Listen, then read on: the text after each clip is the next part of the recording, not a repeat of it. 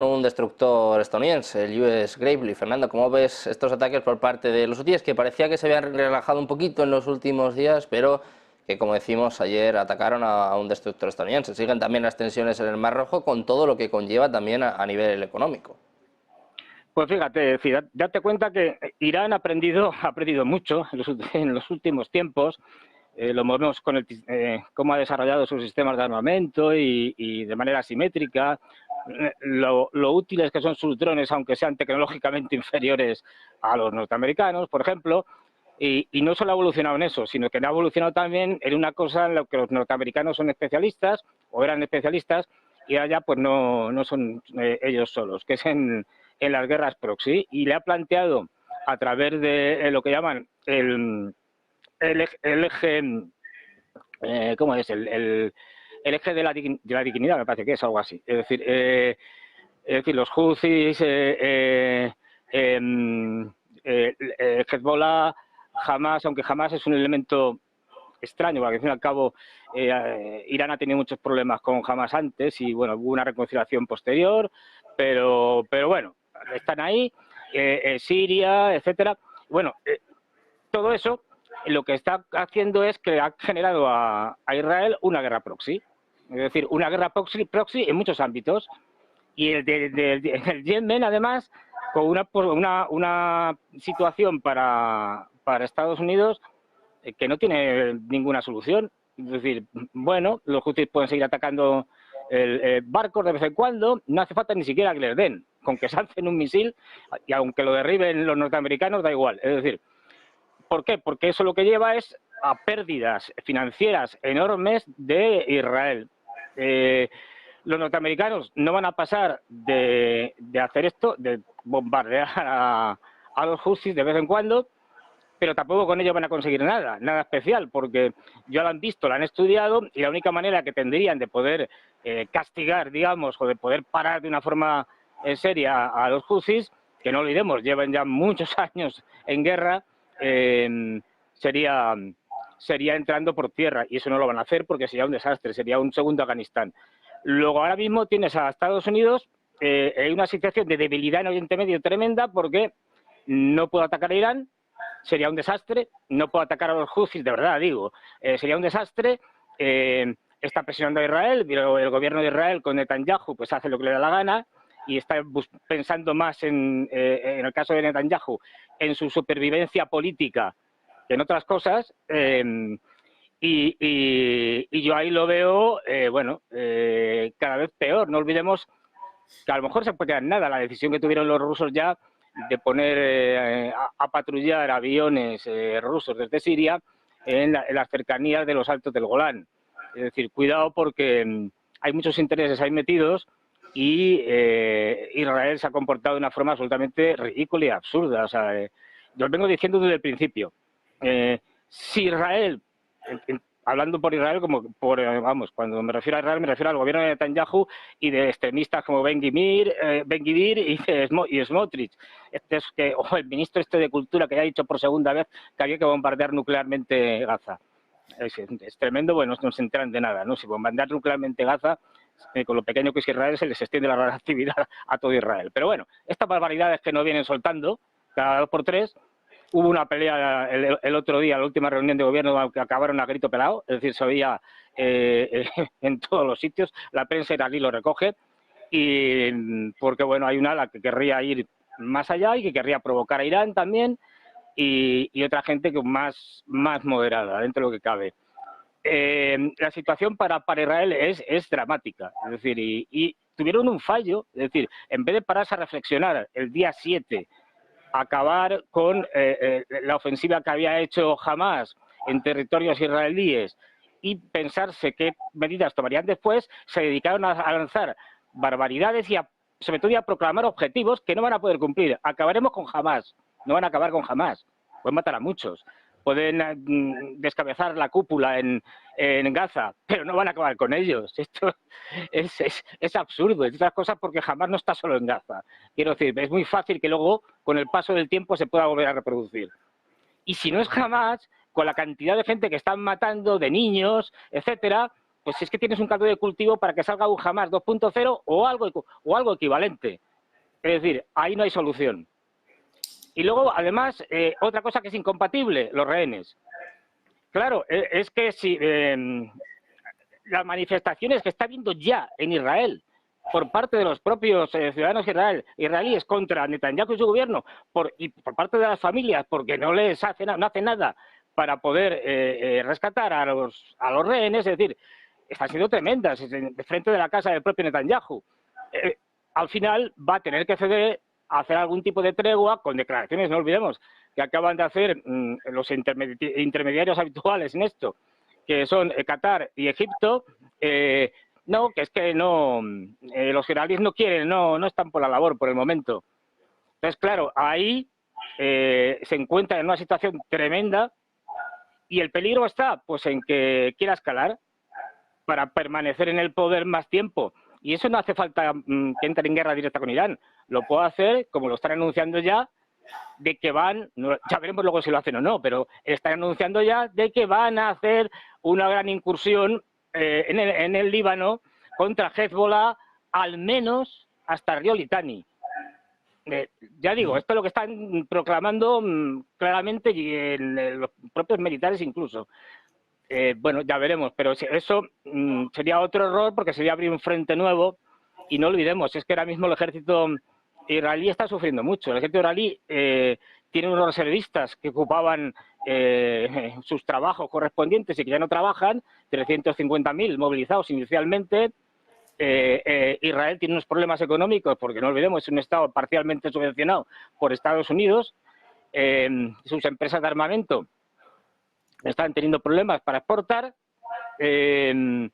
y ahora mismo la situación es muy delicada.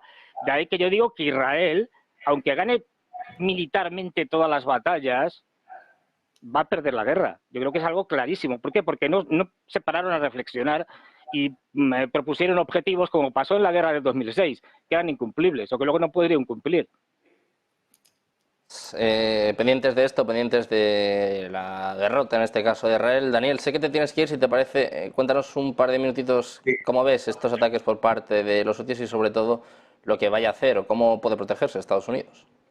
En primer lugar, me gustaría destacar que la política iraní, ¿no? Todo lo que tiene que ver con Irán siempre ha condicionado las elecciones presidenciales de Estados Unidos. Lo vimos, ¿no?, en el famoso caso de los rehenes, ¿no?, que acabó con la presidencia de Carter y llegó Reagan al poder. Eso por un lado.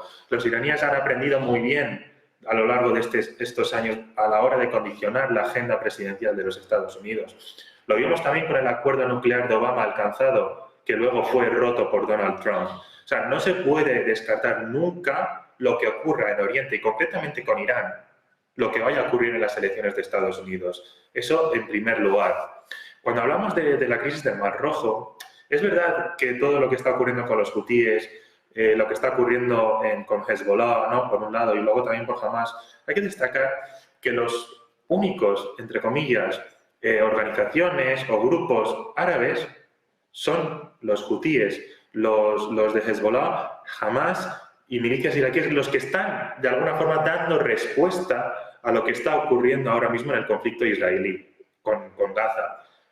Aquí hay una reflexión de fondo, y es que el Estado árabe, tal y como lo conocemos ahora mismo, el Estado-nación, algunos que han firmado la paz con Israel, no están moviéndose ni están dando respuesta más allá de unas negociaciones que no están llegando a ningún lado. Porque, en primer lugar, aquellos interlocutores que están intentando llevar las negociaciones no les interesa. A Egipto no les interesa realmente llevarse mal con Israel, por un tema de seguridad nacional y fronterizo. ¿Qué es lo que está haciendo Israel? Pasar lo que es la culpa y empujar a toda la población palestina a la frontera con Egipto para intentar pasarles el problema. Y eso es fundamental y tenemos que hacer una reflexión acerca de qué es lo que va a ocurrir en esas propias sociedades árabes, islámicas, que realmente no ven, no es un reflejo de lo que está ocurriendo en las calles, donde hay protestas para de alguna forma elevarlos a sus dirigentes para que tomen algún tipo de acción diplomática. Eso no está ocurriendo. Por lo tanto, los hutíes están dando respuesta a su manera al conflicto en el Mar Rojo, que es el territorio que ellos ahora mismo están, digamos, más a gusto. y también por una lógica que no hay que perder la perspectiva, es una lógica pura de las dinámicas dentro de Yemen. Todo esto para los hutíes es un escaparate para ir ganando más territorio y sobre todo más poder dentro de Yemen. Porque claramente los hutíes no pueden condicionar de alguna forma, entrando en una guerra de tú a tú con Estados Unidos o con Israel o con cualquiera, no la van a ganar. Ellos son conscientes y son muy selectivos a la hora de actuar, saben perfectamente qué teclas tocar para condicionar el mercado internacional y sobre todo sembrar algo muy importante que es lo que estamos viendo. El miedo, la incertidumbre. Vemos como el orden internacional cada vez está más desordenado y Estados Unidos, a pesar de las negociaciones que está intentando llevar a cabo, de la implicación de Blinken en la región, vemos que no está dando respuesta. Y todo esto es un caldo, ofrece a China, no al corto plazo, pero sí a largo plazo, de volver a dar un orden a este mundo que conocemos como mundo internacional.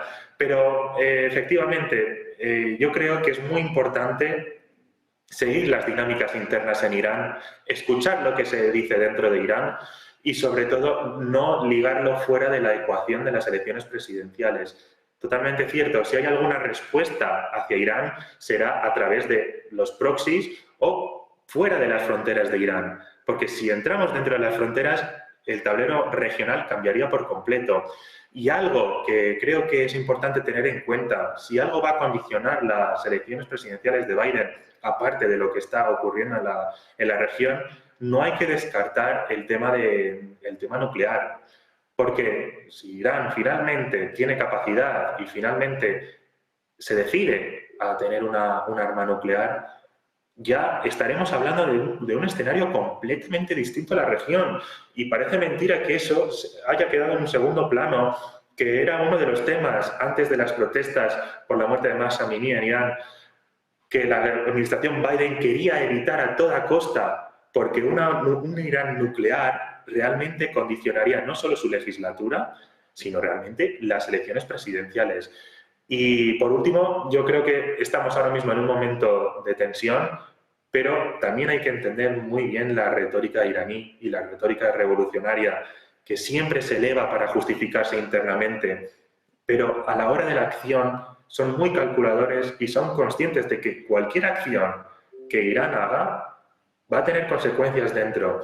Entonces, ahora mismo la situación es tensa, pero tenemos que también permanecer, mantener la calma, porque realmente a Irán, a día de hoy, no le interesa entrar en un conflicto directo, es más, no le interesa entrar y ser los primeros en hacerlo. Otra cosa sería que si Estados Unidos o Israel finalmente den la tecla o den la marcha para ir adentro de Irán, que, insisto, sería una catástrofe no solo para la región en sí, porque Irán no es un Irak, no es un Líbano, es totalmente un país totalmente distinto, es un país cohesionado, con una larga historia preislámica y sobre todo con raíces dentro de la sociedad. Y eso se vio también en la guerra contra Irak. Y yo creo que los dirigentes harían bien en rebajar lo que es el discurso, porque una guerra ahora mismo no viene bien a nadie, y sobre todo a la Unión Europea ahora mismo, en un estado de recesión, donde la crisis energética va a ir en aumento. Claramente hay que mantener la calma y sobre todo intentar llamar a la diplomacia. Pues llamadas, como bien dices, Daniel, a la diplomacia después de todas estas tensiones en Oriente Medio. Te damos las gracias por estar por aquí, Daniel, muchas gracias. Fernando, Miguel, vosotros no vayáis, porque vamos a hacer una breve pausa, 2 minutos, y hablamos de las palabras de Putin, de la contraofensiva que prepara Ucrania, del posible despido de Zaluzny. Hay muchos temas encima de la mesa, así que nada, 2 minutos y volvemos enseguida en Todo es Geopolítica. Vale.